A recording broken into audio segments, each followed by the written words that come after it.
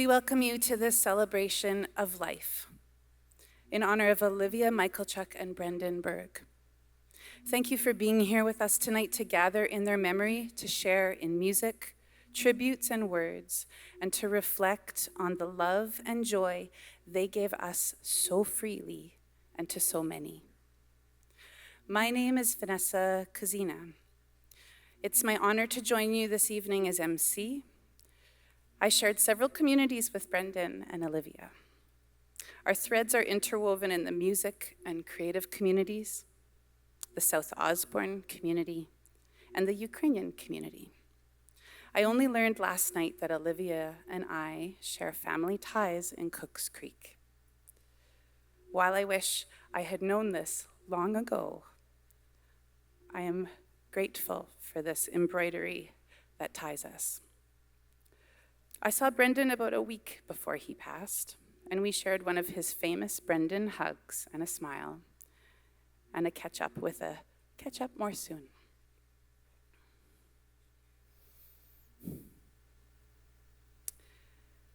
I'm going to share just a few notes and things, and then we're going to get into the program for this evening. For those of you who may be low vision or visually impaired, I will share with you that I'm proudly wearing a traditional Ukrainian dress in cream-colored linen and teal floral embroidery on the sleeves, hem, and the belt, paired with traditional green wooden beads. Nothing like a chance to have a little fit check. We begin by acknowledging that we are gathered here on Treaty 1 territory, Indigenous land, the traditional lands of the Anishinaabe Cree, Oji-Cree, Dakota, and Dene peoples, and the national homeland of the Red River Métis. We recognize that we are gathered in a community that continues to reflect the deep-rooted traditions and teachings of these people. This evening is a time of memory sharing and music, of grief and gratitude, of laughter and some sorrow. We are here to celebrate Olivia and Brendan's incredible lives and the beautiful legacy and impact that they had on each one of us here.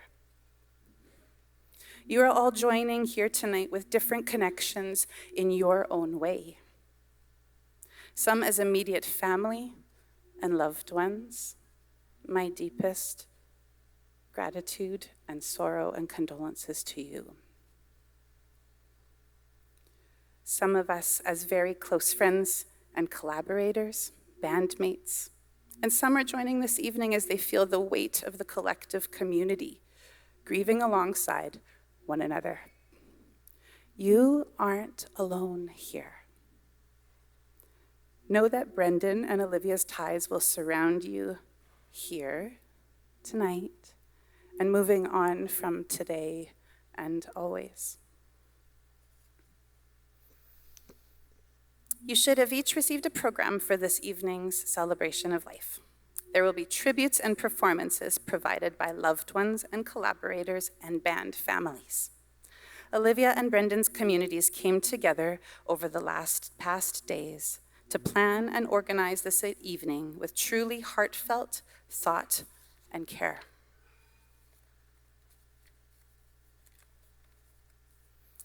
A note about phones and things. We kindly ask you to turn your phones off, not on mute, not on silent. Pull them out, turn them off. This is my mom voice now. Turn off your phones. As a gesture of respect of those on stage and those in the audience who are sharing seats with you, and also so you are fully here with us. We have the opportunity to really be present together in this together. So please refrain from taking photos or videos, and just know for the families, there will be a recording captured this evening and will be shared with the families at a later date.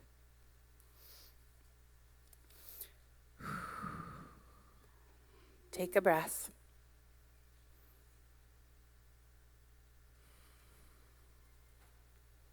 Let your shoulders drop.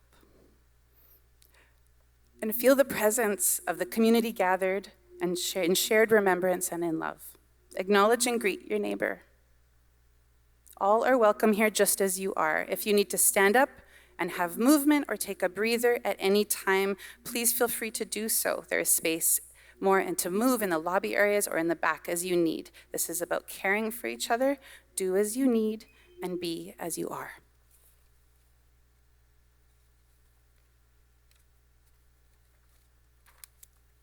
Now let's begin. For the last 2.5 years, Olivia has contributed many cherished hours to her Ukrainian folk group, Step Collective. She was and still is the thread that weaves the group together with her endless love and dedication. The words to the song are in the program and projected on stage. Oh, I'm not sure if they will be projected on stage. If not, they're in your program. Everyone is invited to hum or sing to build the collective voice for Olivia and Brendan. Please welcome Step Collective. Come on up, folks. Performing the Ukrainian folk song, Czerwona Kalina. Ukrainian and English translation lyrics are in the program.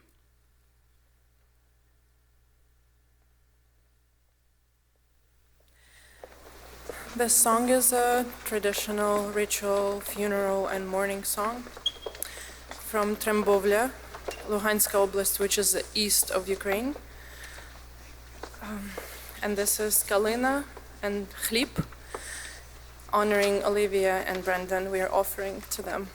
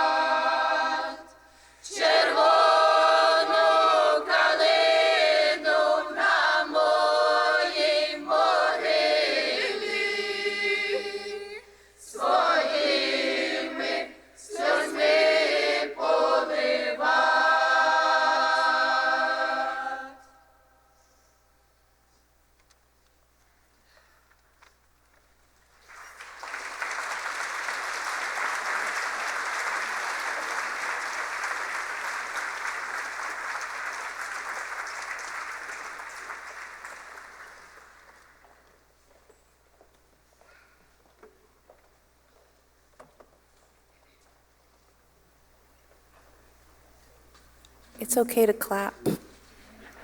You can feel good in that. Thank you to everyone in Step Collective. That was stunning. Next, we will do a tribute to Brendan Berg. I'd like to welcome Derek Allard, band brother in Royal Canoe, to join me at the stage and to welcome his brothers in tribute.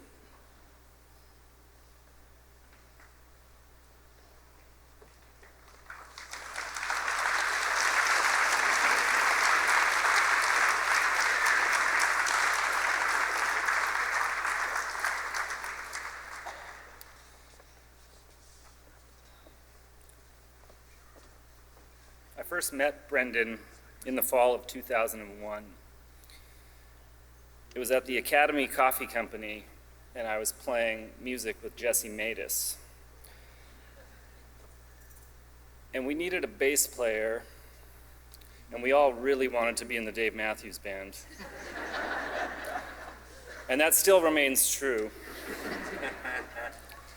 Very quickly, he became my brother in music and my brother in life. We were like twins.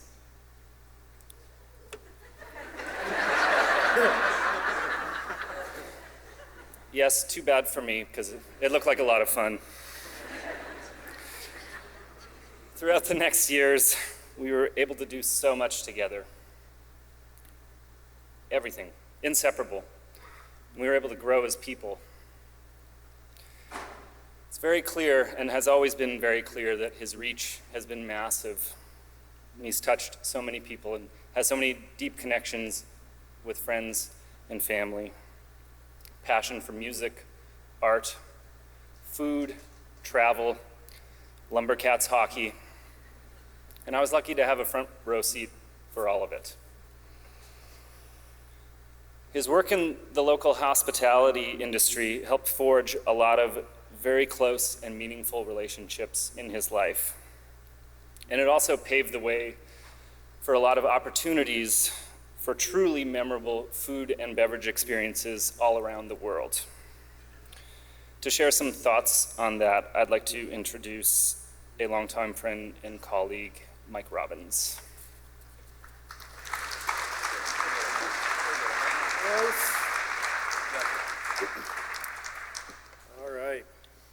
Someone asks you to put into words how awesome Brendan Berg is. Can't be done. So I've prepared a short 4-hour speech here, which will be the tip of the iceberg, so we'll give it a go. Those of us who worked with Brendan in restaurants around Winnipeg knew him as a classic cocktail enthusiast with a true passion for a good cup of coffee and a love for great food. His natural flair for hospitality was no surprise, considering his incredible ability to always make people around him happy. When seeing his name on the schedule, you knew even the staff would be well taken care of. If a good cup of coffee was ever unavailable, Brendan could make you one himself. Meticulously weighing the beans and firing up his grinder at home, he could make you a cup of world-class coffee. I'm gonna say, that grinder was pretty loud. I lived with the guy. And we were out pretty late some nights, what some consider to be late. He would fire that thing up at like 6 a.m. going full barista. It was mental. It sounded like, you know when you like learn how to drive a standard car and it grinds? It was like that in our basement at like 5 a.m. I don't know. Just saying. But when he did something, he did it right, and he did it without ever judging those of us who did not match his talents. He was our culinary compass. From crawfish boils in Texas, the world's best restaurants in New York, or just a big bowl of hand-pulled noodles down Pembina Highway, Brendan always sought out the gems, took us along for the ride, and usually made friends with a couple of the staff by the time the meal was done. Surely he loved the idea of a new dish he had never tried, but what always really mattered for Bergie was the conversation that came after the cheers. Every single meal had with Brendan Berg was guaranteed to be time well spent. Brendan made us laugh. He inspired us to pick up an old guitar or to make some pasta from scratch. He was unconditionally present in each and every moment. He was always listening carefully, and he was always there. He took his many friend groups and brought us all together, making his city a much smaller place and making his city a much better place. And thankfully, he decided to never do the one thing he could have done at any moment if he ever really wanted to: steal all of our girlfriends. It's the truth. Come on. It is what it is. Come to terms. It is what it is.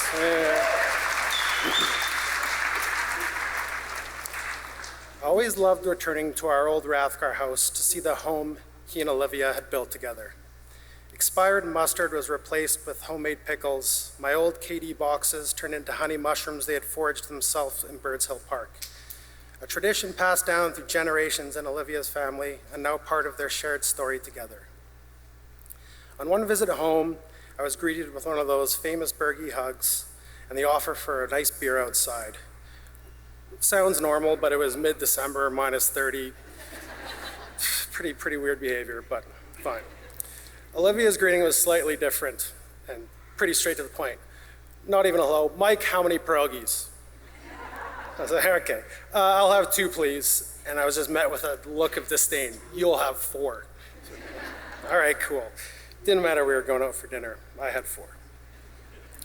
But either way, they both welcomed us into their home and their lives. Whether it be soft-spoken or stern, it was always love all the same. Brendan handed out so much joy around the world and somehow woke up each day with more to spare. He offered us many examples of how to live life well, leaving behind countless memories and now gifting us with all a truly amazing opportunity. A reminder to go grab a meal with an old friend, to stay late to chat after a show, smile at a random stranger, or maybe just have your buddy over for a beer outside in the middle of winter. I think we can see that Brendan is still doing exactly what he has always done best: bring people together.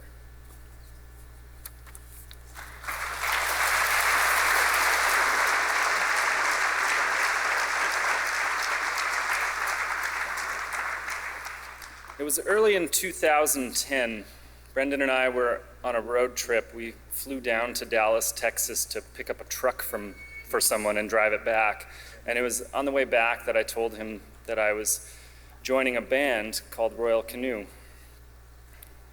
And it was the first musical project in a very long time that we weren't going to be involved in together.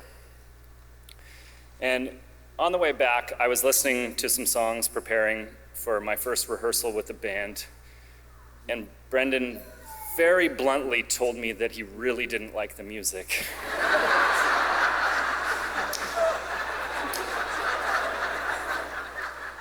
However, later that year, when a bass spot opened up, he was very quickly to hop on board.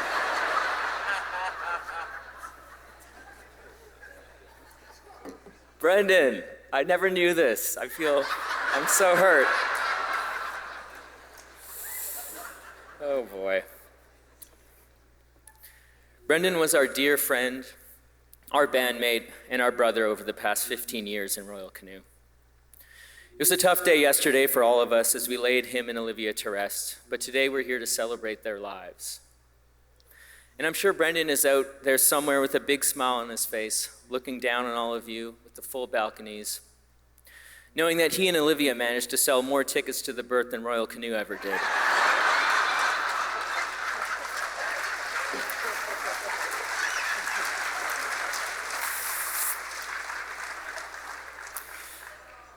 Way back in September 2010, just before we started jamming with Brendan, Royal Canoe had been looking for a new member. This person needed to be a virtuosic bassist, and play synth, and sing harmonies, and be happy with next to no financial compensation. It was an ambitious ask, to say the least.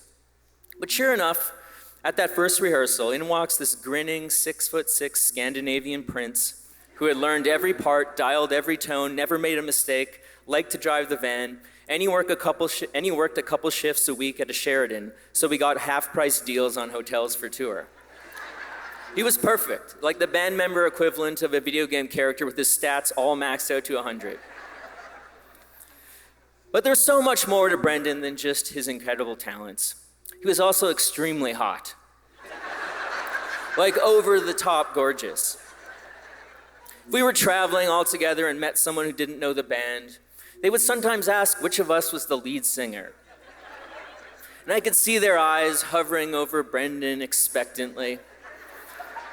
And then when this shorter, gingier idiot stepped forward instead, there was often a disappointed and confused, "Oh." Then a long, drawn-out pause and a, as if to say, well, I guess these guys don't want to be famous. Brendan would sweetly chuckle in these moments, somehow never letting that sort of attention get to his head. That just wasn't his style. He was humble and kind and decent. You learn a lot about the measure of a person after a decade and a half of shared hotel rooms, 11-hour van rides, playing hundreds of shows, sometimes to lots of people, sometimes to 0 people. And through the years, Brendan's relentless positivity and considerate nature never wavered. He was always the first among us to volunteer his time to pick up the trailer from the shop or load out gear after a long tour. I remember him calmly piloting the van down a flooded-out interstate in the middle of a tornado while the rest of us were freaking out. But that didn't faze Brendan. Nothing really did. He was steady, effortless, and precise in a way that felt grounding to the neurotics in his life, like myself, that soaked up his calming ease. Brendan treated touring as an opportunity to see and experience everything the world had to offer him. He introduced many of us in the band to good food and free pours. He was the master of the off-menu order. He liked Ween, not Queen. Townes Van Sant instead of Bob Dylan. He always preferred the unexpected, lesser-known option. You know, he's the kind of guy who drove a Volvo and loved mezcal. On a couple of tours, he and Michael and Derek only drank coffee that they painstakingly ground with a hand grinder out of the back of the van. It was really weird. He was always taking us off the beaten path, to barbecue joints in South Texas, or scouting out hostile dive bars in Prague so we could watch the Euro final. Sometimes in a long drive, after absolutely rocking out to Mastodon, Brendan would sneakily put on a record by an artist from the city we were driving through, followed by a Max Richter score, or a New Yorker short fiction podcast. And we'd listen to stories from John Cheever, Dennis Johnson, and Mavis Gallant. The rest of us looking out at the starry skies, unwittingly getting cultured on yet another Brendan Berg curated experience ride. But with Brendan, there were never any airs or pretenses. He just liked what he liked and wanted to share it with people. He was approachable and made you feel welcomed and valued. He had time for everyone, his friends and family, of course, but also the random strangers and the wonderful weirdos we would meet on tour. We'd roll up to a city that we hadn't played in ages, and like clockwork, Brendan would have some good buddy show up we'd all forgotten about, but Brendan had somehow been keeping in touch with them for years. Over the past week, we've seen countless tributes, text messages, comments, and posts from all over the world for Brendan and Olivia. Not to mention the funeral yesterday and the celebration of life today. And I think it really speaks to the impact they had as people in this community and beyond. It's also an important reminder that lasting love and respect aren't earned through accomplishments or achievements, although Brendan and Olivia were never lacking in those. What sticks with us most are the day-to-day little things, the extra minutes someone takes to ask you how you're doing, the quiet work of decency, a gentle smile, when someone looks you in the eye and treats you with respect, the selflessness of listening. Brendan, we will miss you. We will miss the weird way you never put your hamburger down after you took the first bite. Totally demented. We will miss hugging the lower part of your torso because you're so frickin' tall. Someone actually commented that on one of our Instagram posts, and I was like, I know that. That's me. We will miss looking back during a show, knowing you'd be there smiling. We will miss how reinvigorated you were in the last few months as you made big, exciting changes in your life. We might even miss how you took 2 hours to pack up after every single show because you were too damn nice to cut anyone off who wanted to talk to you. We will miss your love for Olivia and the 8 beautiful years you had together. Brendan, we will miss chasing this dream with you. We love you, B.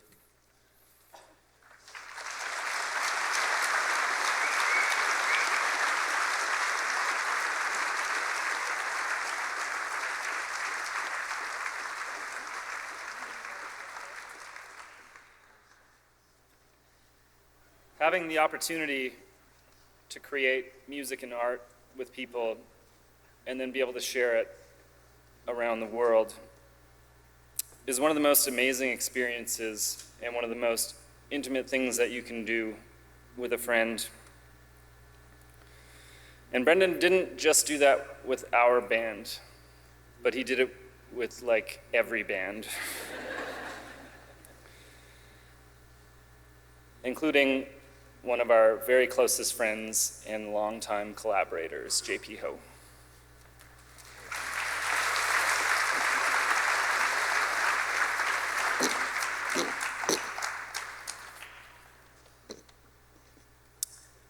I could start this little speech by mentioning that 15 years ago, Brendan helped me build my fence. And that would be all you need to know about Brendan's character. But this is a roast. So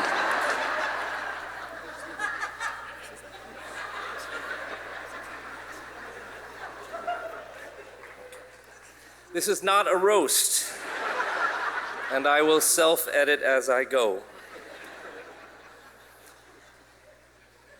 20 years ago, I needed a musician to fill in on bass for a couple of shows in Fargo. My old bandmates, Matt Warbeck and Zach Antel, had formed a new band, Telly, and some tall guy named Brendan was their bass player. From my limited interaction I had with him, he seemed nice, I knew he played well, and the only knock against him was that he was a bit too handsome as a side player. Masks seemed out of the question, so I decided we didn't have the budget. I decided to be the magnanimous one, and I overlooked his flaw. Hold for applause. And I invited him to play anyway.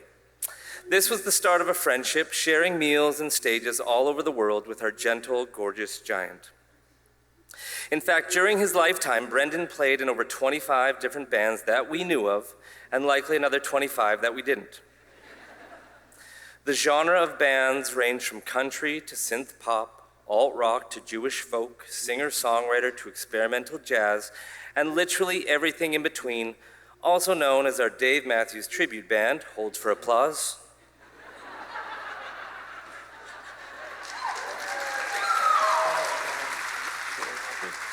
A dream that he, Derek, and I had talked about launching for years.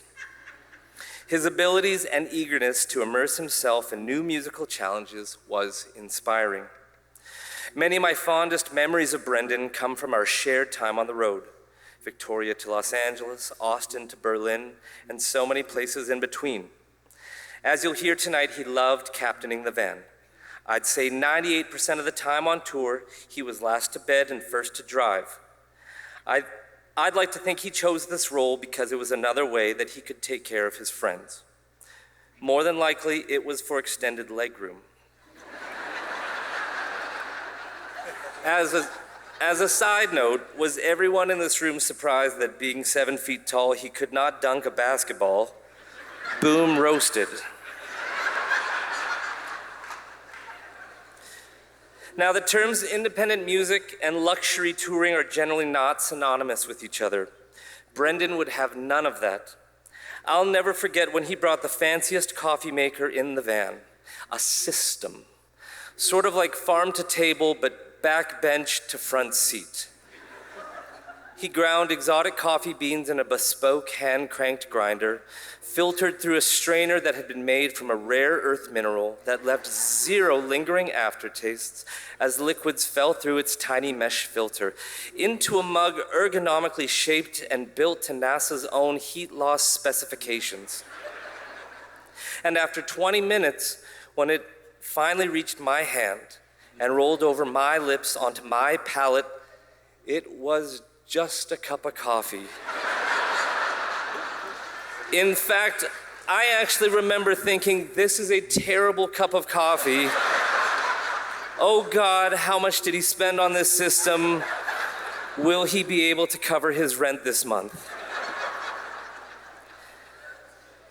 I needed to include that story tonight because it encapsulates Brendan's spirit. The elaborate coffee system wasn't really for him, it was for those around him. Whether it was providing a list of must-eat locations in the city we were playing, or using his personal contacts to find us free couches to sleep on or bodies to fill the room, Brendan never hesitated to help. He would have done anything for his friends. Ultimately, I think that's why his death has hit us so hard. He made our lives better.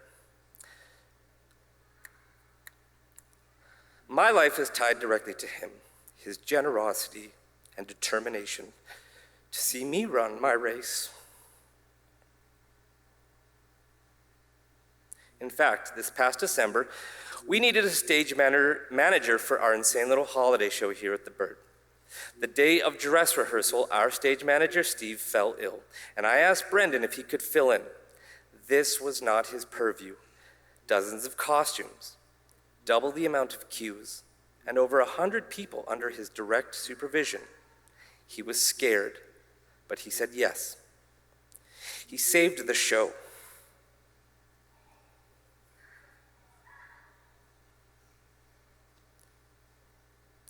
I succeeded, and everyone in that building won because his instinct to help was greater than his fear of failure.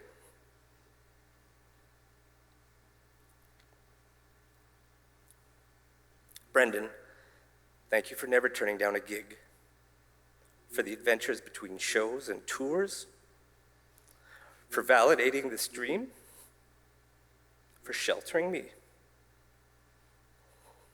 Thank you for demonstrating humility and grace. In an industry of egos and vanity, I'm sorry I wasn't able to always include you as a player. I will work hard at changing the norm from the past century that bands should only have one bass player playing at a time on stage.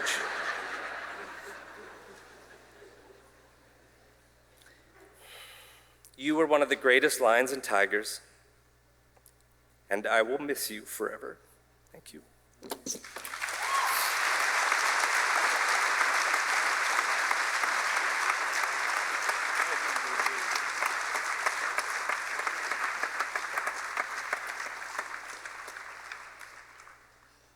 just want to take a moment to acknowledge and recognize how happy Brendan was at the end of his life. He always seemed happy, though, but he was still a human being that had good days and bad days, highs and lows, ups and downs. He still had some questions that needed answering, and there were still doors that he needed to open and walk through. But there were so many people that were so proud of him and so proud to be his friend. It's pretty rare that people form such strong bonds and friendships early in life and keep them equally as strong throughout their entire life. He had a very large and important community of friends and peers and family in Riverview, and a lot of them I've had a chance to get to know over the years, including a couple gentlemen who I've always looked up to and respected and cared for a lot. Matt Raffi and Matt Colpitz.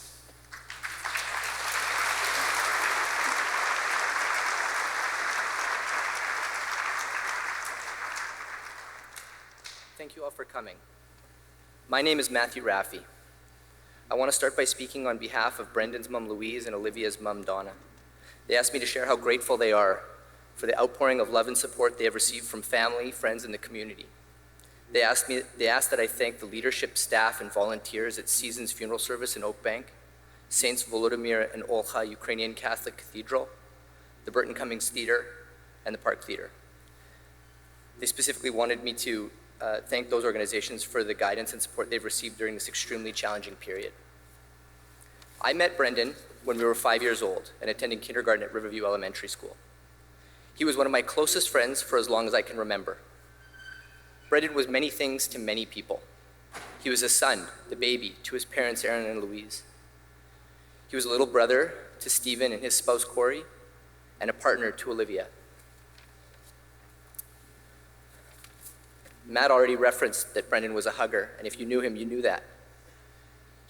If you were receptive, he would offer what I described as full embrace hugs. And he was impossibly handsome, also you've heard that, and a mountain of a man at 6'6". His fashion sense also dictated that he would often wear his shirts with the top couple of buttons undone,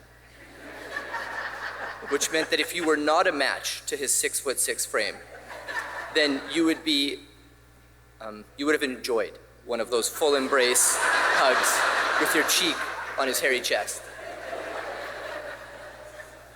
I wish I had known that when he hugged me on June 28th, that would be the last one, and I will miss those hugs. Brendan was deliberate. If you didn't know him, I want you to know that Brendan was intentionally kind. His parents instilled in him the disposition to be gentle and kind from a very young age. And I know that this was one of the final instructions that Brendan's dad, Aaron, reiterated to Brendan before Aaron's death in 2017. By that point, Brendan had been living his life in that manner for decades. He was deliberate and chose to be gentle and kind in his life. Brendan was also very committed to his community or his tribe, as Donna, Olivia's mom, described us. Whether it was family or friends, if you invited him to something, he was there. The only exception would be if he had already committed to another event. Because he was so willing to participate, he was everywhere. I recall being exasperated attempting to navigate through a crowd with Brendan while he stopped and meaningfully engaged with anybody who wanted to speak to him. I experienced his kindness in many ways. Most meaningfully to me was the care he showed me after my mom died from cancer in 2009. I was 27 and entering the final year of law school, which was a very challenging time for me. Brendan knew I needed help and did everything he could for me at that time. Memorably, he helped me paint a room in my house, a color that my mom had selected before she died. That was a very healing experience for me and one which Brendan initiated. Later, we lived together and remained roommates for almost a decade. It was toward the end of this period, in the spring of 2017, that he began pursuing Olivia. Being Olivia's partner was Brendan's favorite job. Olivia was a wonderful partner to Brendan. Emma and I lived with Brendan at his house when they started dating. And in the early days of their courtship, Olivia would bring Brendan gifts when she visited the house. This was usually vegetables or flowers. I thought this was remarkable. Olivia was communicating her designs on my dear friend through gifts of perishables. This was a love language I didn't understand. But importantly, it was a love language which Brendan did. And he loved receiving those messages. Emma and I moved out into our own home in the fall of 2017. And though I wasn't living with him anymore, thankfully I continued to see him regularly because we shared a love of sport. Brendan was an athlete. He was an excellent hockey player, baseball player, and golfer. He played competitive soccer into his late 30s, and over the decades we won many championships together. When Brendan died, we were skating 2 or 3 times a week and playing for 2 hockey teams. For more than 10 years, we have played together on the Lumbercats and skated with another group of friends who recently restarted another neighborhood team, the Rowdy Pipers. When I looked at our roster last night, 9 of the 12 skaters were from the neighborhood. He won his last team trophy when he hoisted the Champions Challenge Cup in May of this year, and that roster included 5 of us who went to kindergarten and graduated from high school together. On May 29th, our teammates awarded him the trophy for having the most infectious attitude. This is our version of the Lady Bing Award for sportsmanship.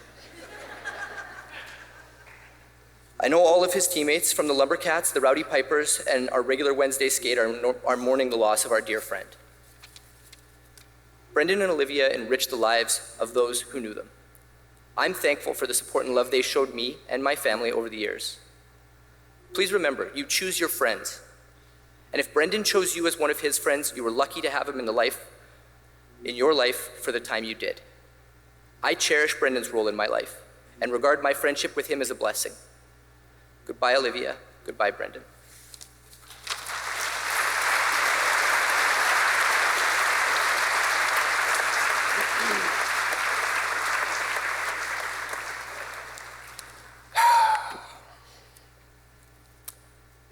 These gentlemen are a very tough act to follow here. I wish I had added a little bit more humor. I guess I could say this isn't how I envisioned my first time on this stage, but here we go. My name's Matt Kolpitz, and I'm extremely proud to say I was lucky enough to be one of Brendan's best friends as children, as teens, and as men. I'm flooded with more memories than I'm able to share in this context, but look forward to what I hope is a lifetime of listening and sharing and healing with you all. My family and I were next door neighbors to the Bergs for several years in the 90s. Both Brendan and Stephen were like brothers to me. Bowling in the basement, baseball stats, whole wheat pancakes and applesauce, the beautiful sound of a piano, Louise's paintings, clay sculptures, entire rooms filled with books, strange foreign films, and Monty Python videos rented from Movie Village. Stink bombs. Shotgun shells buried in a leaf pile. Louise gently but firmly telling us to get off the garage. I wanted to say yelling, but that's, as we all kind of know, that Louise isn't a yeller.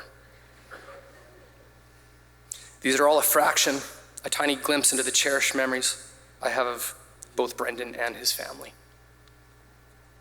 All of these memories, these people, informed my interests, my passions, and the person that I became. Many in this room had the good fortune of growing up with Brendan and the Bergs in the Riverview community. We went to church together. We completed nursery through grade 12 together at Riverview and Churchill High School. We shared ups and downs, firsts and lasts, triumphs and tragedies in both the past and in the present. We went through many, many things together. I think it took several decades for us all to truly appreciate how special and unique growing up in these circumstances was and continues to be. Brendan contributed to our Riverview, Lord Roberts, Churchill, and Fort Rouge communities immensely. He did it subtly, naturally, graciously, and with humility. He never had an ulterior motive. He was simply being himself, being the person he was raised to be by Louise and Aaron Berg. He accomplished this with seemingly endless generosity, kindness, and patience. He brought light and positive energy to everything he touched. He propped people up, he pumped their tires, he gave you his focus, his attention, and his energy. He made you feel important.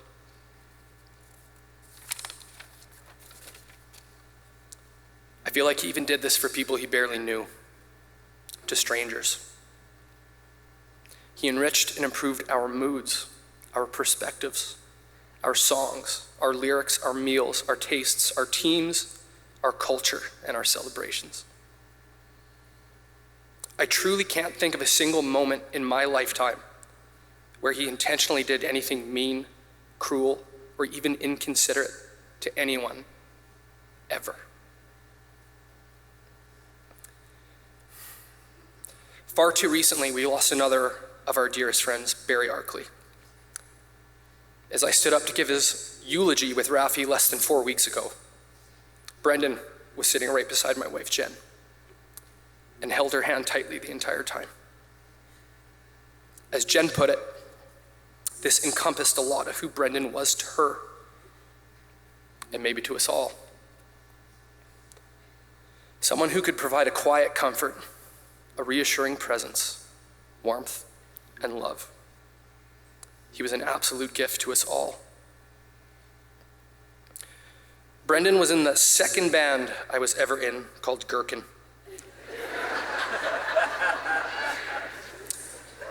With Jeff Eastman, Tim Haverluck, and Nick Kringen. We were in grade 7.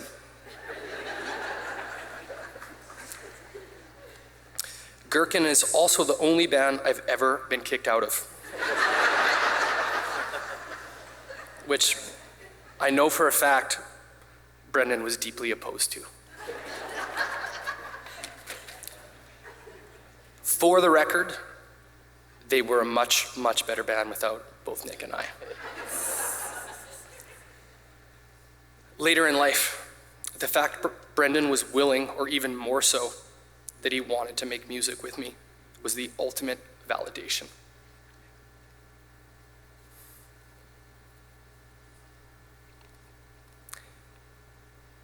It meant that maybe I was creating something of value. Maybe I can claim to be an artist, a musician, or a songwriter. Every song I've ever wrote in the past, present, or future is soaked in the influence of Brendan Berg. It's impossible for me to talk about Brendan's life without talking about Olivia.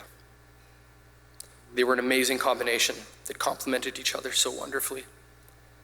Olivia would frequently offer to take care of our children, which wasn't a superficial statement. She genuinely wanted to help us and to just spend time with our kids. She stood up for what was right and for those who couldn't stand up for themselves. She was fierce and honestly slightly intimidating to me at first. That's not even a joke.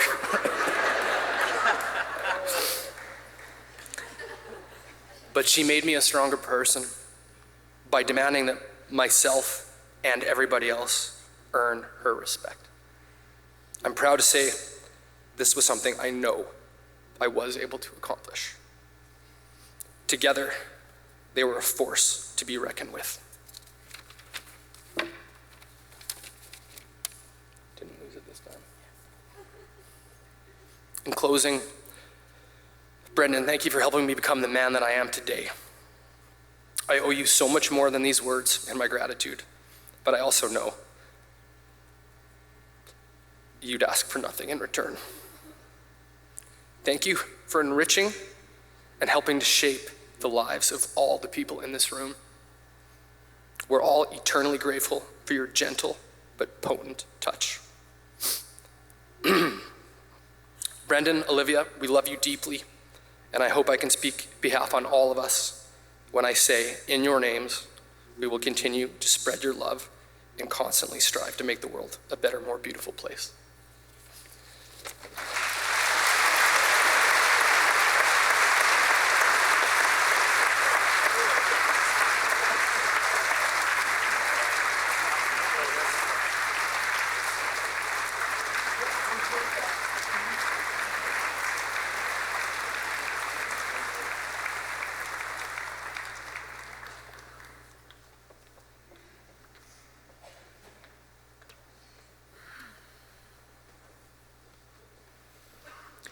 Real Love Winnipeg have been building community within the music and creative communities in Winnipeg and beyond over the past decade. On all accounts, Olivia was the biggest supporter and cheerleader of all Real Love has brought to our music community, showing up at the very first Real Love Summerfest. We now invite members of the Real Love Winnipeg Friends community to the stage for a musical performance by friends for friends, a song close to Olivia and Brendan. Performing Dream a Little Dream of Me, please welcome Sam Sardi, Amos Nadler-Smith, Gil Carroll, Adam Soloway, Graham Lever, Holly Ruth, and Elise Roller.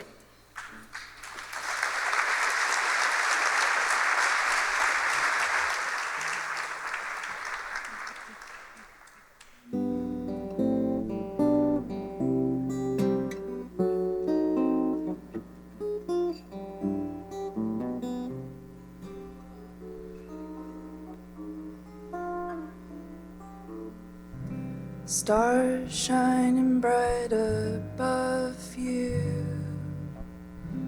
Night breezes seem to whisper, I love you. Birds singing in the sycamore tree. Dream a little dream of me. Say nighty-night and kiss me. Just hold me tight and tell me you'll miss me while I'm alone and blue as can be. Dream a little dream of me. Stars fading, but I'll linger on, dear. Just craving your kiss. I'm longing to linger till dawn, dear. Just saying this. Sweet dreams till sunbeams find you. Sweet dreams that leave all worries behind you. But in your dream, wherever they be, dream a little dream of me.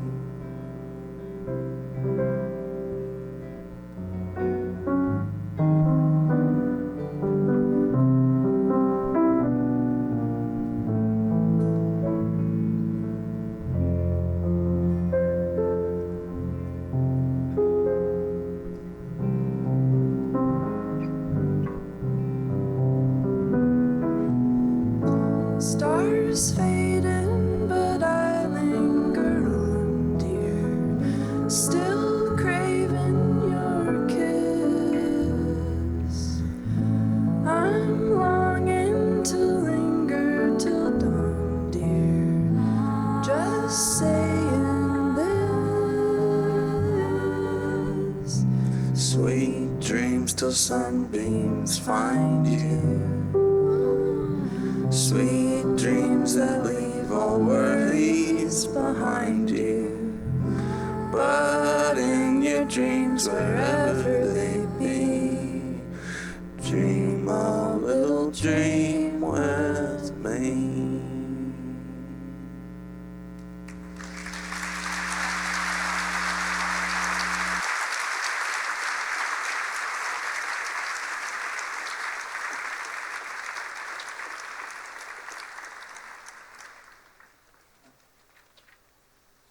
Thank you, Real Love, for that real love.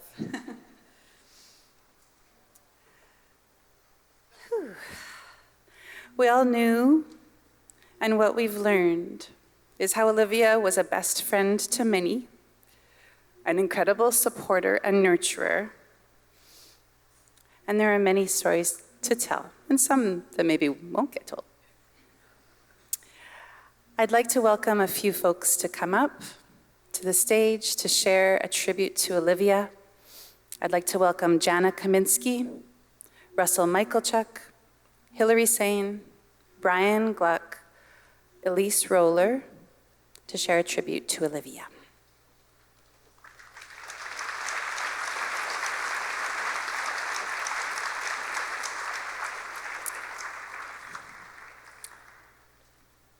Good evening, everyone. My name is Jana Kaminsky, and I'm honored to stand here today to talk about my dearest friend, Olivia. My heart is incredibly heavy, but also incredibly full of 26 years of memories, of laughter, of growth, and of the kind of friendship that became like family. Olivia wasn't just my best friend, she was my sister since we were 5 years old. We met when we were kids, Ukrainian dancing, side by side, week after week, year after year.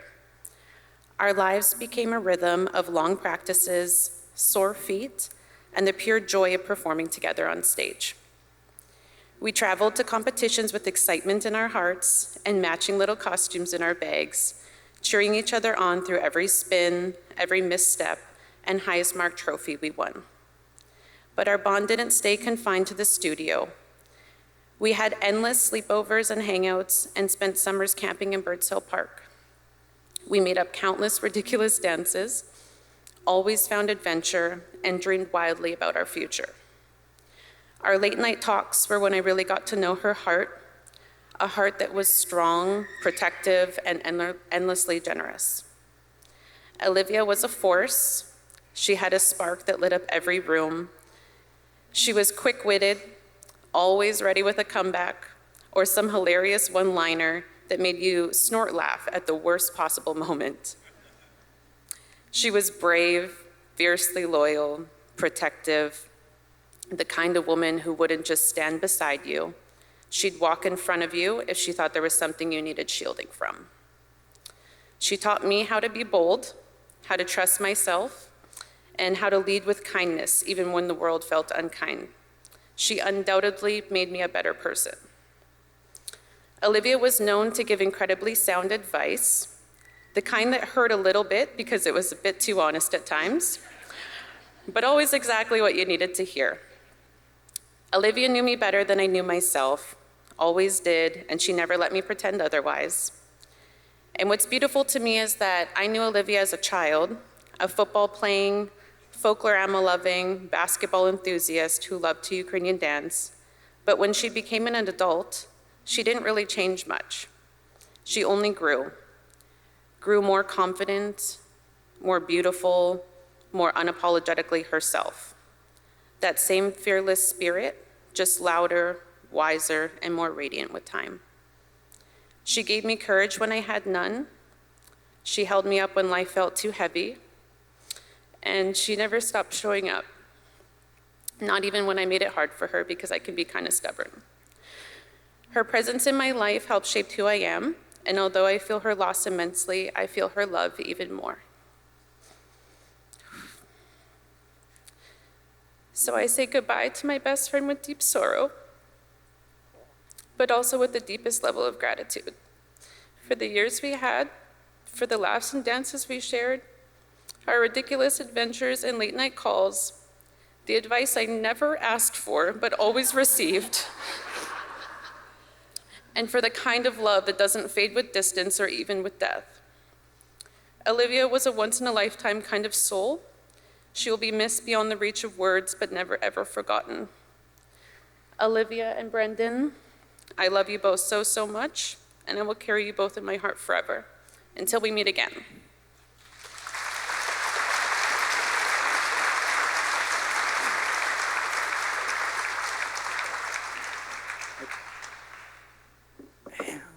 Sec here.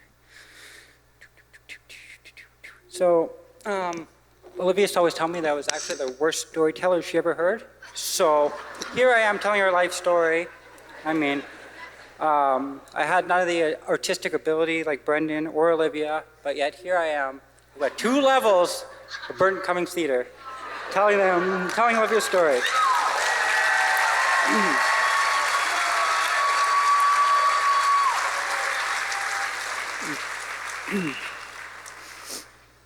Me and Olivia weren't just siblings. We were a team from day one.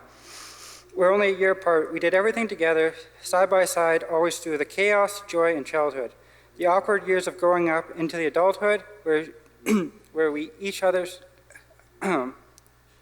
constants, each other's biggest support, protection, and cheerleaders. When we were kids, we were always wrestling, and I mean literally wrestling. I don't mean like where, it didn't matter where we were. We had many wrestling matches, actually on my grandmother's front lawn. Well, she yelled at us because we couldn't even make it down the street without having a small argument. As many of you must know, Olivia was quite the firecracker. So, yeah, it turned into many things.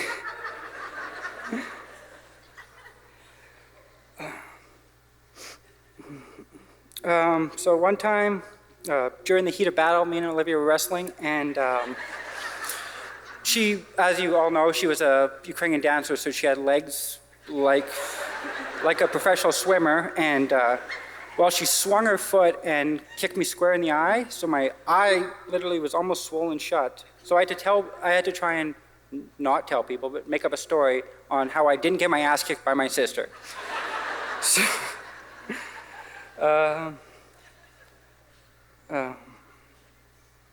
she also knew that I disliked feet, so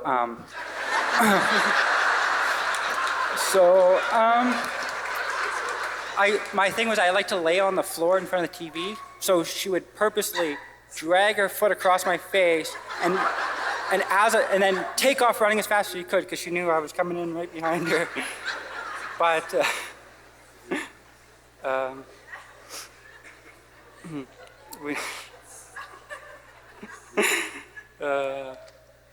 what else do we have? I'm just trying. It's hard to try and summarize all of my memories with Olivia. A lot of times she was quite cunning.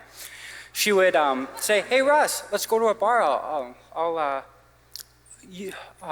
You can have a few drinks, and then I'll drive back for you. No problem." Yep. So we'd show up to the bar, and then about 10 of Olivia's friends would show up, happen to be in the same bar. So then she would have a few drinks, and then I would be the driver. So it was. She was quite smart, and also another good one was she said, "Hey, you want to come for a trip with me to Fargo?" And I just have to go to this conference here. I was like, "Yeah, no problem." She says, so we started getting down there, and about halfway through, she says, "But you don't have a ticket for the conference, so for a couple of days, if you could find something to do in Fargo, that'd be great." And and then when I'll let you know when I'm done. So. But me and Olivia traveled many places. We went to Scottsdale, Arizona. We were in Halifax, Ottawa, Minnesota for the conference, all sorts of things. But while we were in Arizona, we were playing in the pool, and I was trying to jump on her back and like push her under the water. And then her hand came up like a submarine and just popped me in the eye. So all the family photos have me with a black eye, much to my mom's pleasure.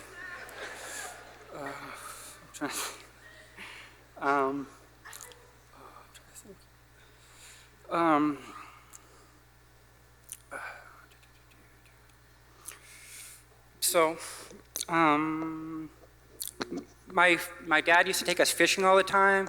We went fishing quite often, a couple times a day. And then after about 10 years, she informed him, "Hey Dad, I actually hate fishing." So me and my dad were quite the fishermen, and she did not enjoy fishing.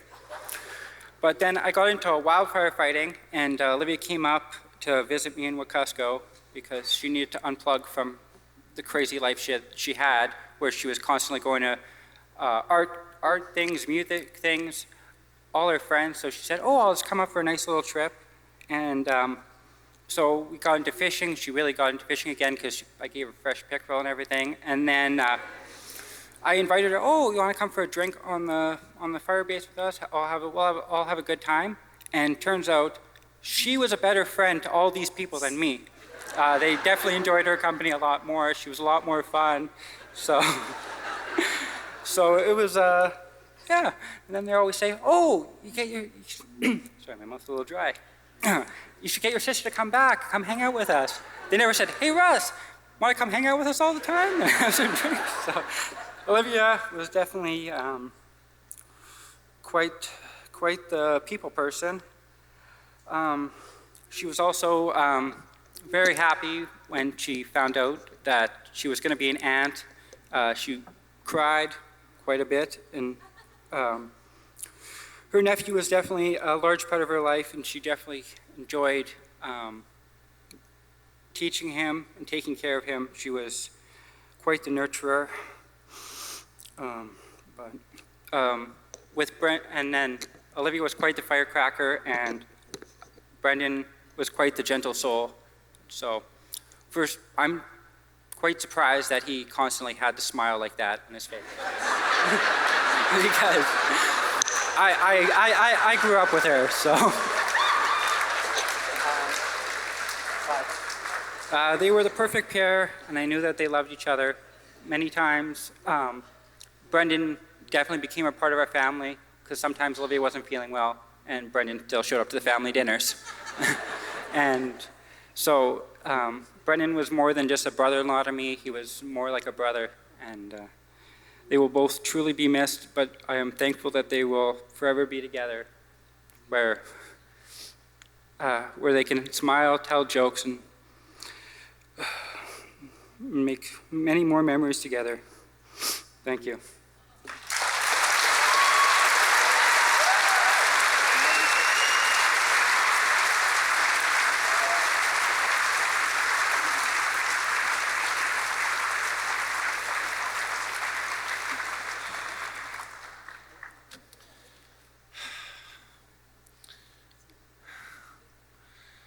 What can I say that hasn't already been echoing about Olivia? I love Olivia, and even more, I love the essence, the feeling, the idea of Olivia. Olivia contained multitudes, seemingly omnipresent, a witch and a warrior, led by example on how to show up and support, to truly encourage and nurture. She contained immeasurable amounts of ambition, inspirational, invigorating. With Liv beside me, I had no fear. She didn't need accolades or applause for what she did. Simply giving her time and her love was enough. She knew to take this time for the small things, to dream and to play. She was an unsung hero, but sing for her today we will. In Olivia's honor, play a board game with a new friend, volunteer your time for people you will never see again.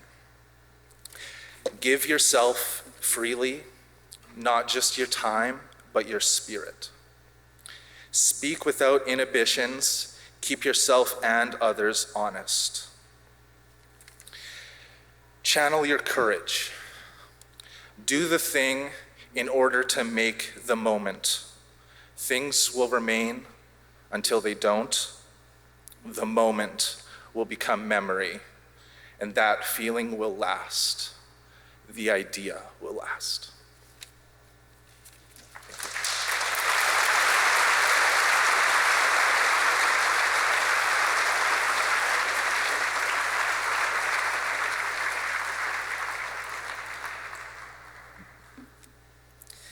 Hi, can you guys hear me? I'm just gonna read. I'm so honored to be up here. This room is at capacity with people who loved Olivia and Brendan, and to be able to address all of you is an honor, and I don't take it lightly. One thing I can't stop thinking about is what Olivia would want me to say. What would she want me to wear? I'm not Ukrainian, but I tried my best. She would definitely say that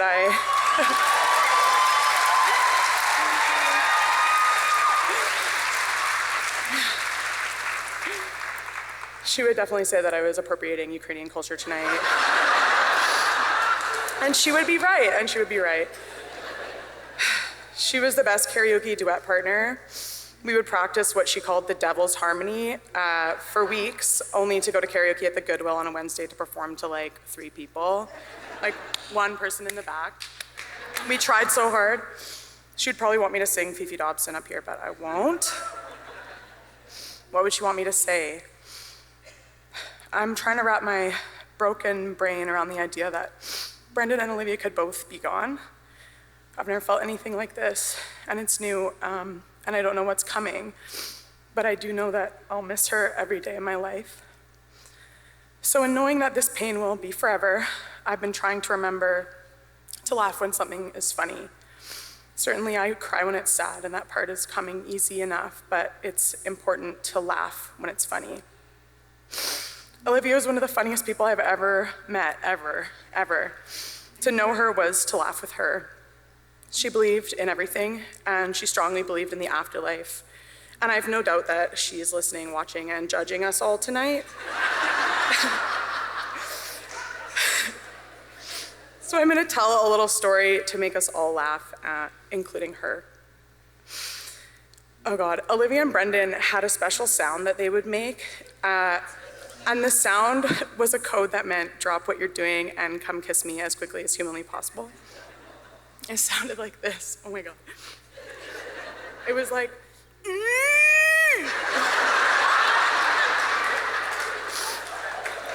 It was so gross. Like so hot.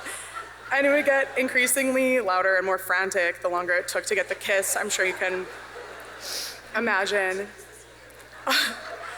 Obviously, Olivia would wait for the most inopportune times to do the sound. Like when Brendan was on stage playing bass or whatever. And Brendan would like, dude, keep playing, obviously, never making a mistake because he's Brendan. Brendan would bring Olivia coffee in bed every morning, as we all heard. Brendan loves coffee. And she told me once that sometimes when she was sure that he was already on his way up the stairs, as loud as she could, forcing him to run with a hot coffee in his hands to kiss her.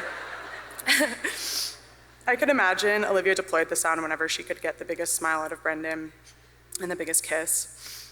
And the image of Brendan galloping full speed up those narrow carpeted stairs on all fours to kiss Olivia is an image that will stay with me forever, and now it will also stay with all of you forever. The love that they shared was deep, deep.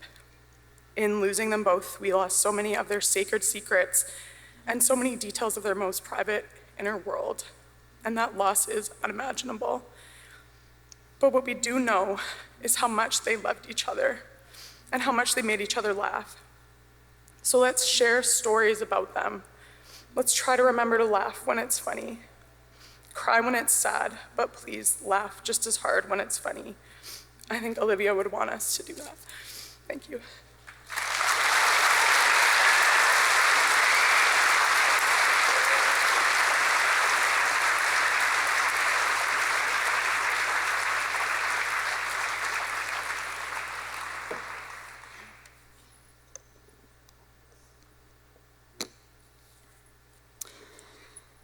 Olivia has been one of the most consistent humans in my life. No one has held that level of deep understanding, kindredship, and mutually respectful friendship with me for as long as she did. When I moved to Winnipeg as a single mom over a decade ago, we became fast friends and chosen family. Olivia quickly took on the role of extremely fun auntie for my son. She spoke to him with the same honesty and respect she gave her adult friends, never sugarcoating the truth, but always delivering it with care, wisdom, and just enough softness to make it land in an age-appropriate way. She was the perfect friend for a busy, driven mama like me. She always supported my shifting needs throughout the years, and I didn't need to talk to her every day for her to show up for me when I needed her the most. She never kept tabs on how much she helped others. She was entirely selfless, kept her promises, never made excuses, and found purpose in the ways she could make each day just a little brighter for those she loved. She was a low-maintenance friend with a high level of devotion.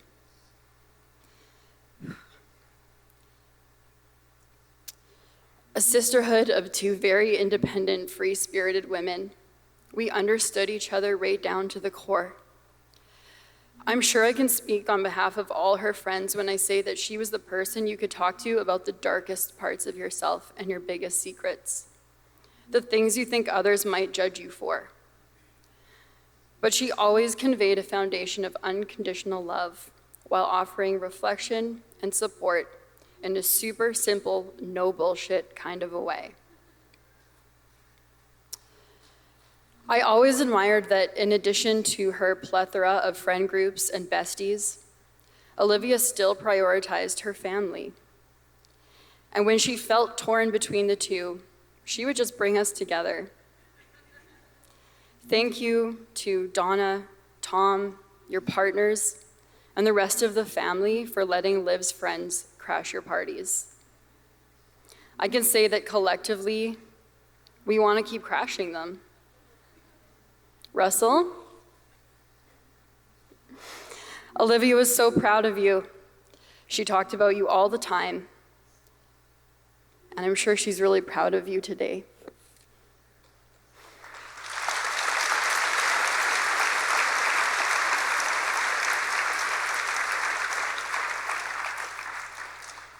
I can still remember the day she told me her baby brother was having his own baby.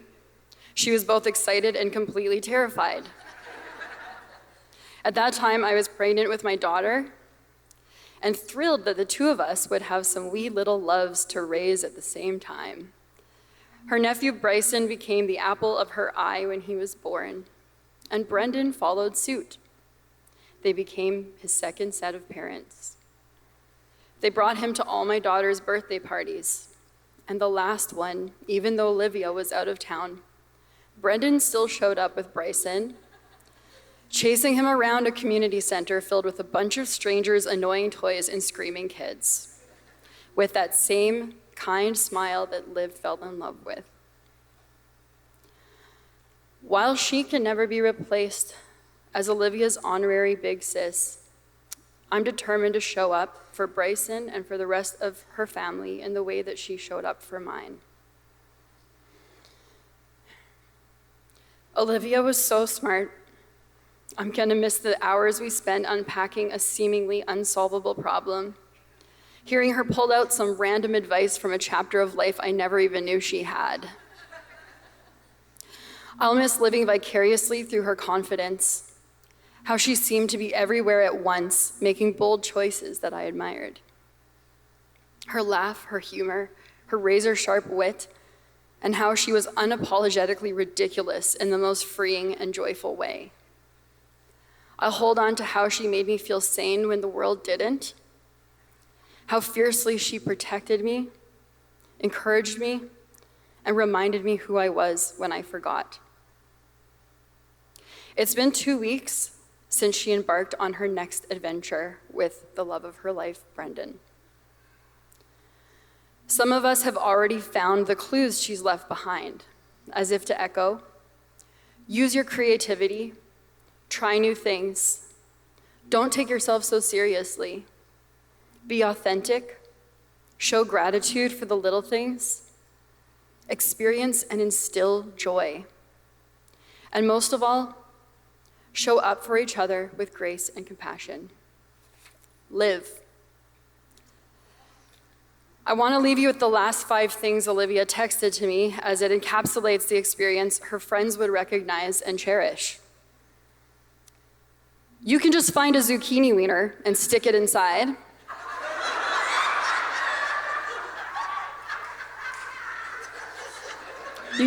I'll let your imagination go with that one.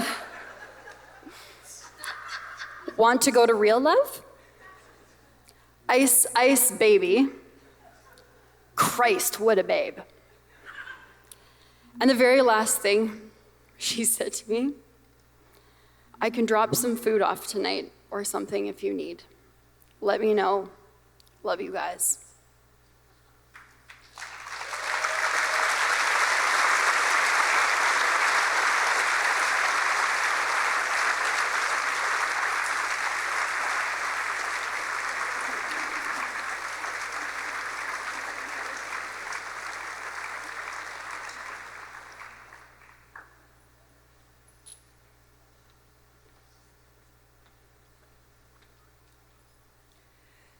We'll now turn to a visual tribute created with deep care and love by Jen Dirksen and Buyo Assis. Photos were provided to Jen by all walks of Olivia and Brendan's lives. So settle in, enjoy.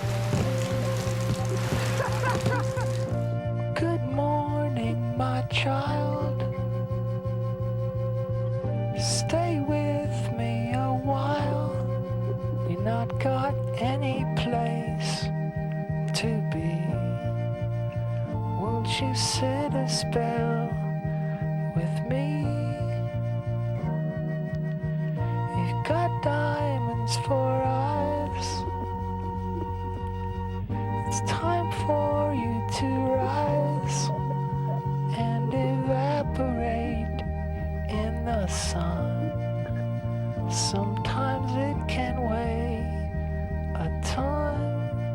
Keep all your cries away. Hold skinny wounds at bay. In silver piles and spires. May all your days be gold, my child.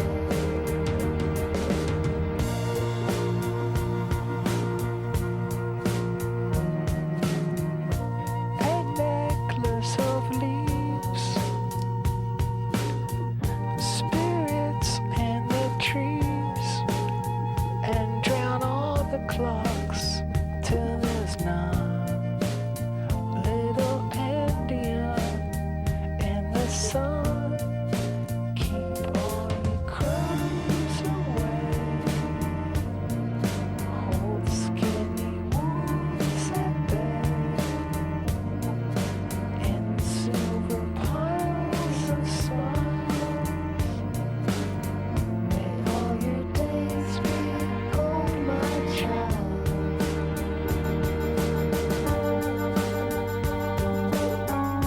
Select a song.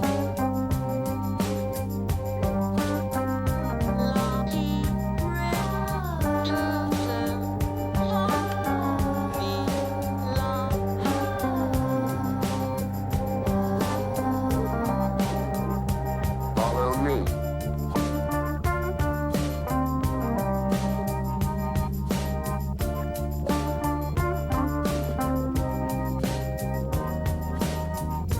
Good morning, my child.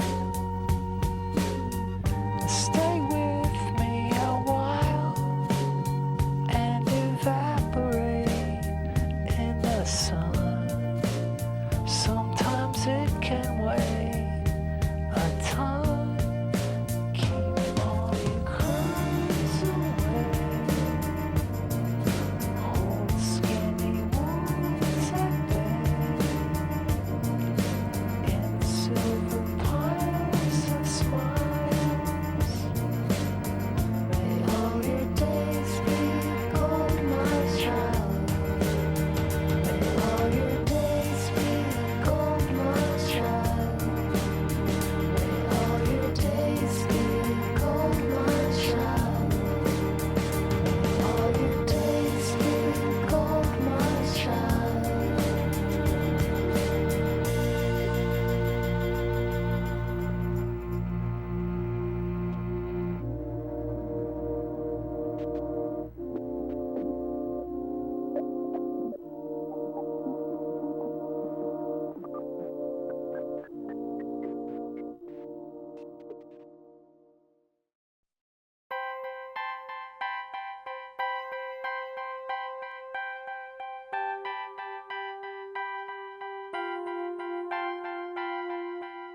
How about getting off of these antibiotics?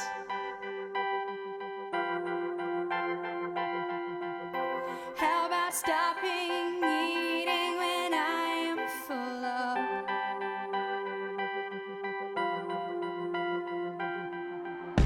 How about them transparent dangling carrots?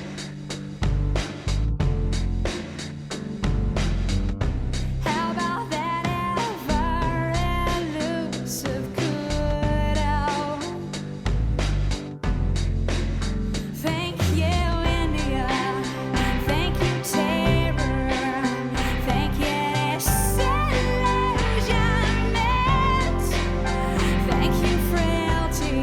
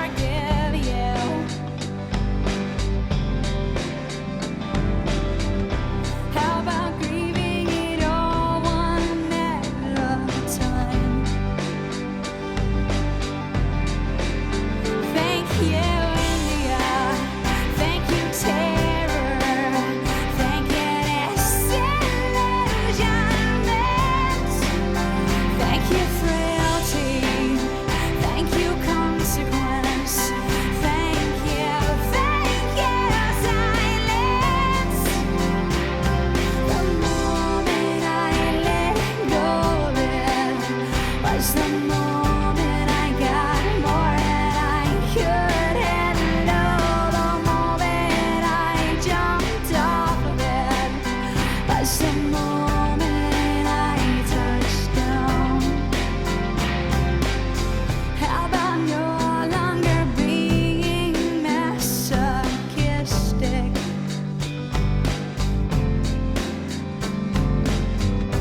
How about remembering your divinity?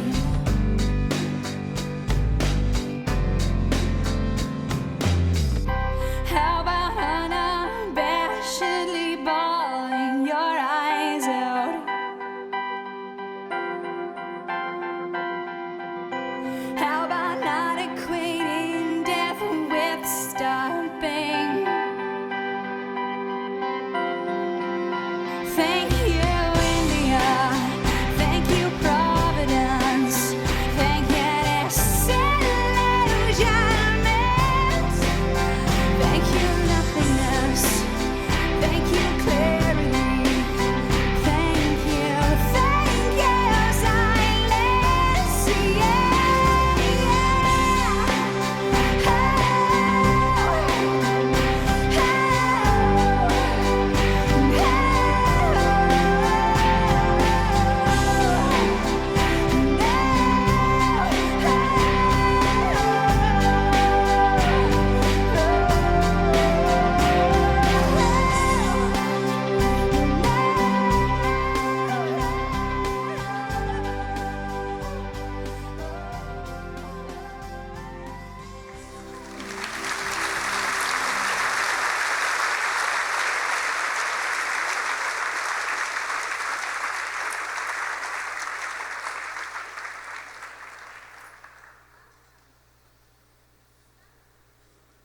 Of the many stories being shared over the past days, so much has been said about the deep love and perfect pairing that Brendan and Olivia shared in their relationship.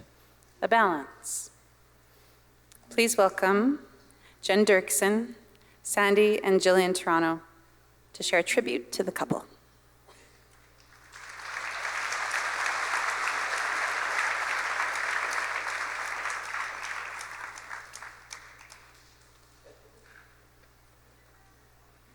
Hey everybody. First of all, thank you so much for joining us in this today. Second, I'm Jen. I have the luxury of being a good friend of Olivia's.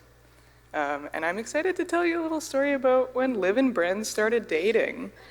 Liv and I had been friends for maybe about a year and a half at that point, and you know, she had dated a few people, and as is things in love and life always, things are not always the easiest. But I remember when she told me about this date she went on with Brendan. We were sitting at XQ's one day, and she was explaining to me that she had this date with this very gorgeous man who was very appropriately tall for her, and that he was also the bassist in Royal Canoe.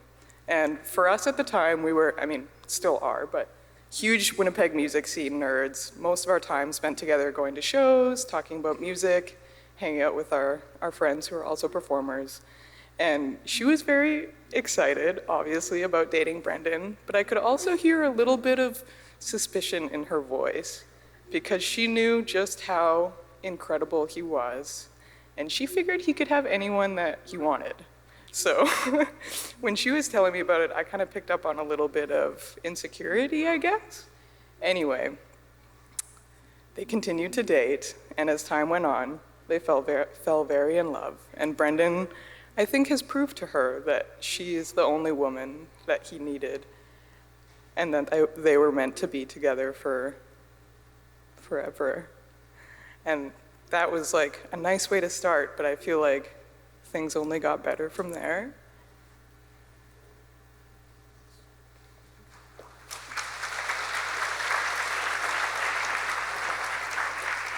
Thank you, Jen. It's beautiful to hear the beginning of the relationship there. My name is Sandy Toronto. This is Jillian Toronto. Thanks again for those beautiful words. So the relationship clearly worked. It worked really well. And at a certain point in a relationship, a whole new organism emerges, a third thing, the couple itself. We have, there's Olivia and there's Brendan, but we also had Olivia and Brendan, Brendan and Olivia, Brolivia. which as I said it, I didn't like it. This is why they tell you to read these things in advance. Alendrin we'll go with. So we wanted to touch on one trait. It's been brought up a few times already, but we just wanted to hammer this point home. We wanted to touch on one trait that Olivia and Brendan had as this third thing, which was this absolute, sincere, profound love of children. Auntie Liv and Uncle Brendan had a facility with kids that is rare. All the children in their lives, there were many, received the immediate attention from the two coolest people in the room. They got their respect and their time, and they were never talked down to. Liv would get on her hands and knees to meet them eye to eye. And kids noticed this, and they respond to this, and all of them would love them right back instantly. So during one of the breaks in the pandemic, Olivia and Brendan were the first to come knocking on our door, like ostensibly to visit us, but really to hang out with our four kids, our four very pent-up children. So Jill and I sat down to chat with Brendan, and Liv just disappeared. She was gone. She was with our kids in their rooms all afternoon, just playing and drawing and talking. And when they eventually came down hours later, they went and climbed Mount Brendan, whose usual huge smile somehow grew another couple of sizes. That picture is actually life-size, by the way, of Brendan. I don't know if you know that. They enlarged Olivia, but yeah, that's real.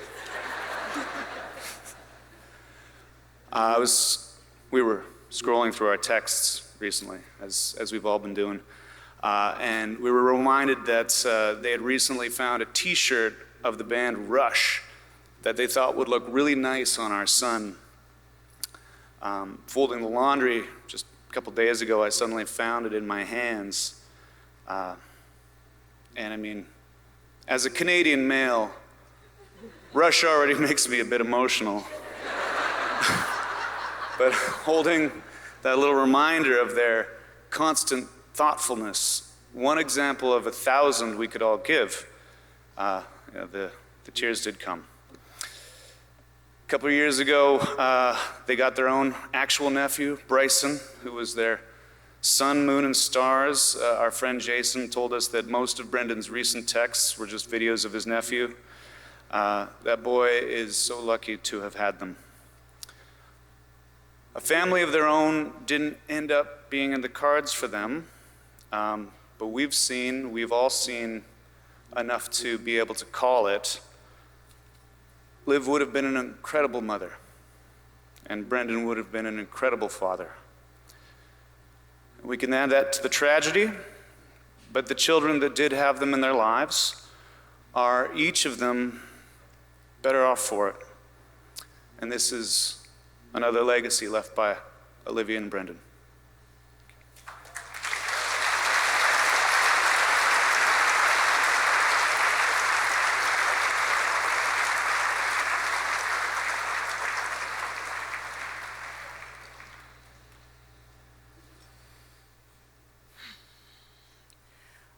Longtime collaborators and closest of friends. After a performance of Butterfly unified, about 10,000 people at the Winnipeg Folk Festival on Sunday night, where we all collectively became one in our remembrance of Olivia and Brendan. I felt like we all just breathed together. And we have Alexa and Begonia to thank for that moment.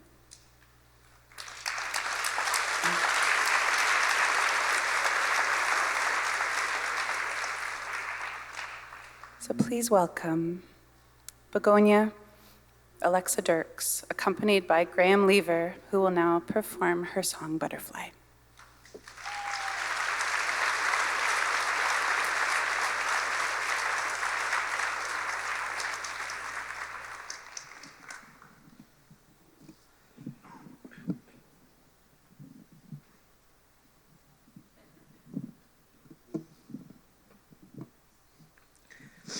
I got no jokes. Got no jokes.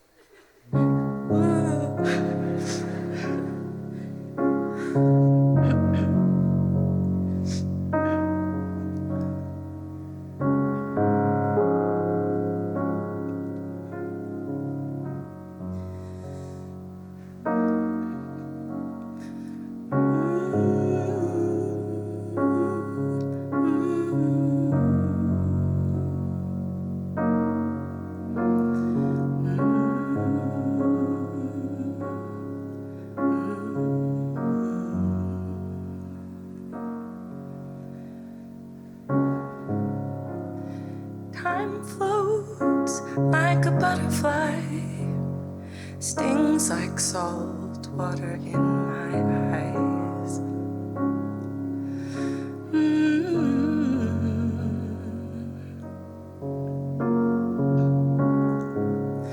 And I used to recognize that on one hand it could be so nice,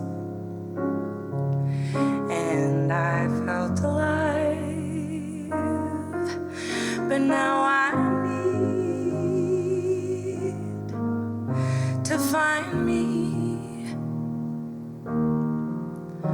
a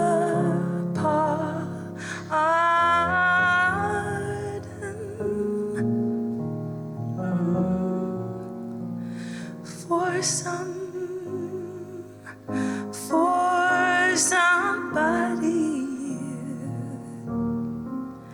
who never asked if I'm being honest with myself.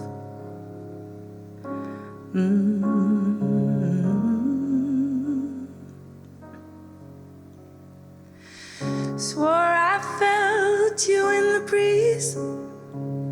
Now all I see are the leaves in the trees.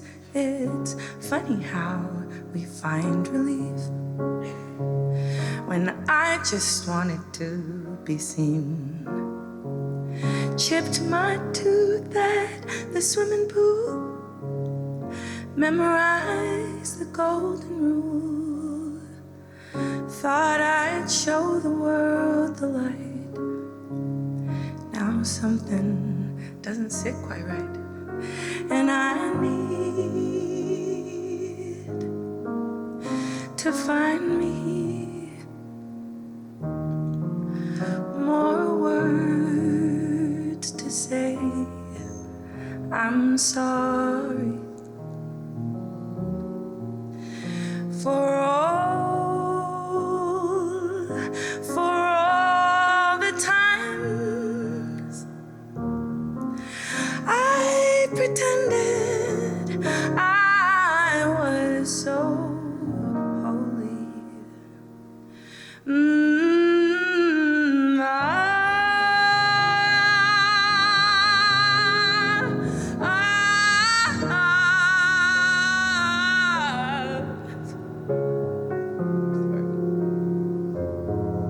We'll try that again. No, it's all good.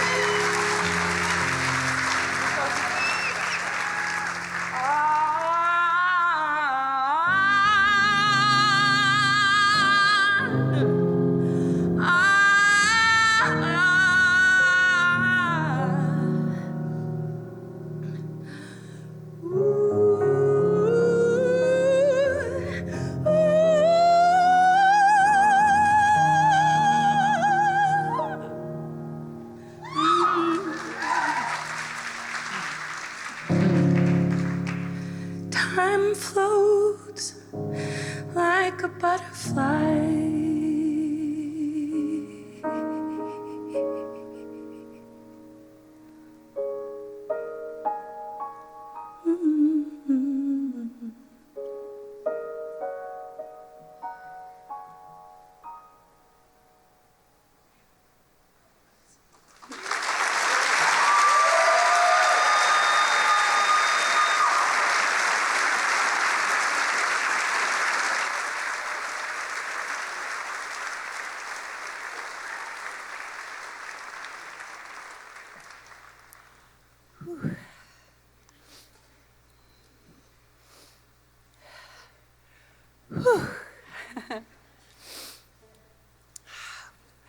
We are nearing the end of tonight's program. Thank you all for being here and gathering tonight, being unified again tonight and moving forward. Feels good. Hold this space together and to listen and to remember, and most importantly, to celebrate the lives of Olivia and Brendan. And you know, this has even actually been a little fun tonight. It's a testament to them and the joy that they brought everyone.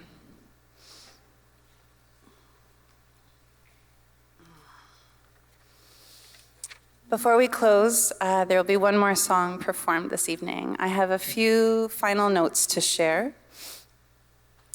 First, I want to share the honor that it's been to be the MC this evening, and the gratitude and the incredible courage we've witnessed. A massive thank you and in gratitude to all of the speakers this evening, sharing their tributes, and all of the musicians.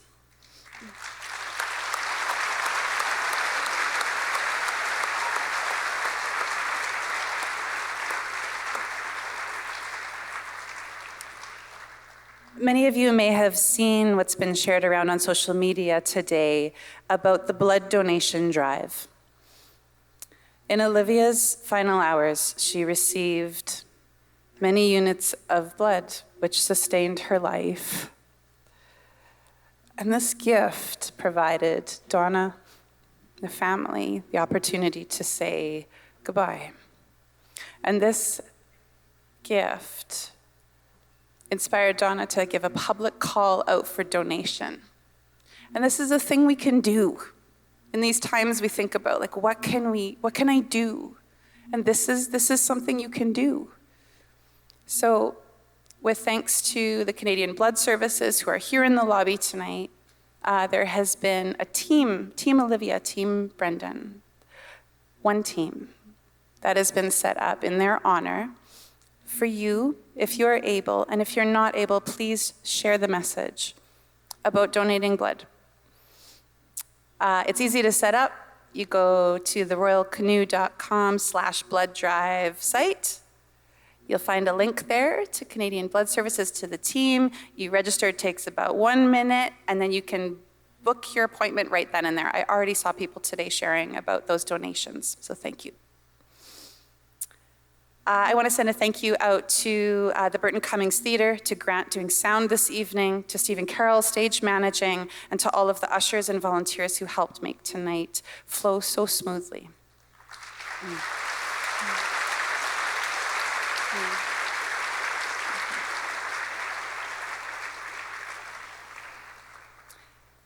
A big, giant collective thank you is in order. Thank you to the families, first and foremost, of Brendan and Olivia. Your grace and your courage. A group collective thank you to everyone who's been coming together here in this room tonight and also behind the scenes, putting a lot of love and thought and care. This is a group of creative doers who want to do creative things in honor of one another and celebrate. And it was very quick to go, I can do that, where can I help? So thank you to everybody who made that happen.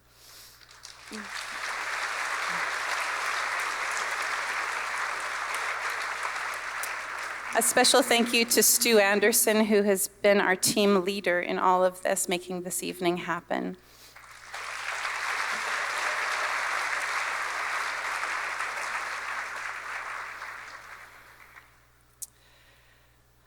Okay, I'm almost done. So following tonight's celebration, we welcome you all, invite you all to join us at the Park Theatre in South Osborne. They've also graciously opened their doors. We know that was a home base for Olivia and Brendan.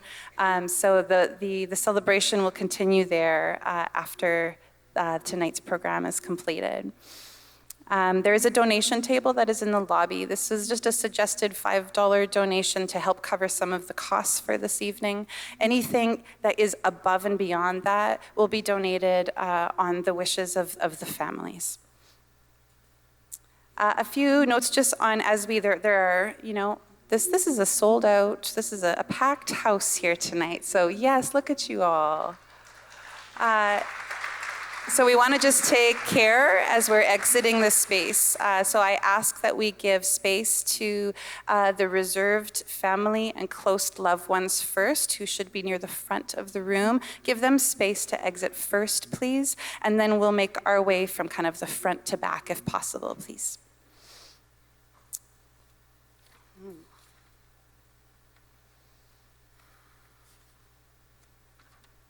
Okay. There'll be one more song tonight. Thank you for your time this evening. I hope many of you will come to the Park Theater and we'll get to meet and cheers. So for the final tribute performance of the evening, you folks can start coming up on stage. Please welcome our final ensemble to the stage, led by J.P. Ho, Matthew Harder, and Jamie Toronto, and so many friends and bandmates will be performing I'll Fly Away. This performance invites all who shared the stage tonight and all those connected to Brendan and Olivia through music, please come on up. There's a set of stairs here as well. If you want to come up and join and sing with this I'll Fly Away chorus, you're welcome. Let this closing song lift us together and carry us forward. Go gently and in love and enjoy. Thank you. It's been an honor to share with you all this evening, and we will see you at the Park Theater. Olivia and Brendan forever.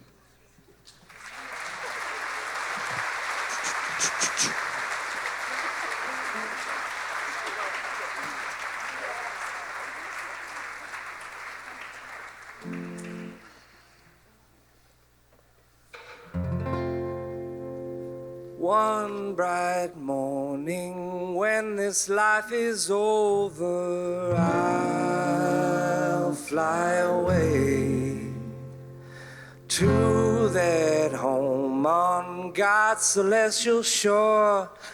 I'll fly away.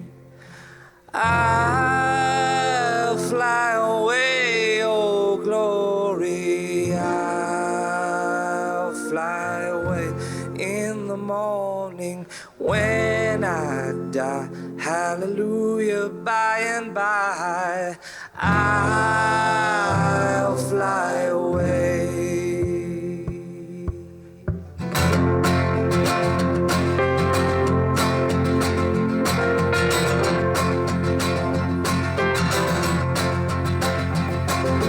When the shadows of this life have gone, oh, I'll fly away.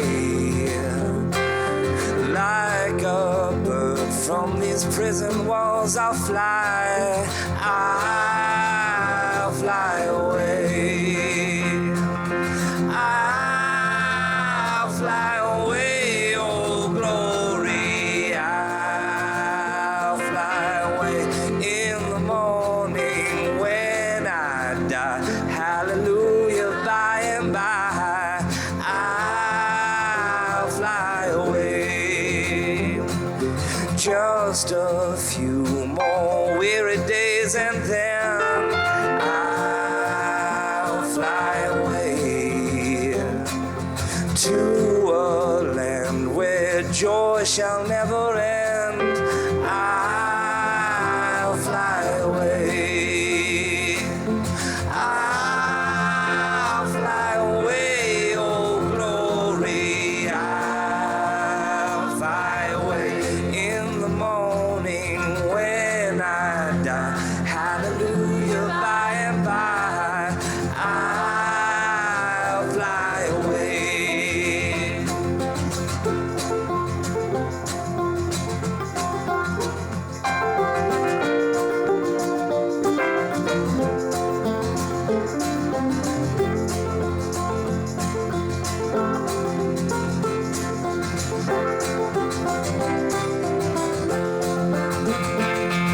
Some glad morning when this life is over, I'll fly away to that home on God's celestial shore.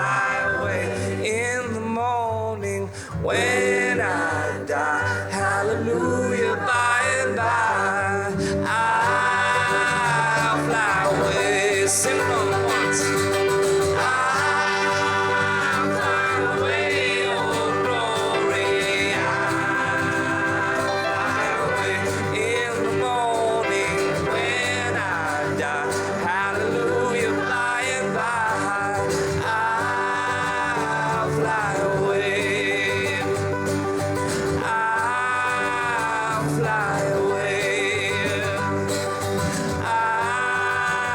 I'll fly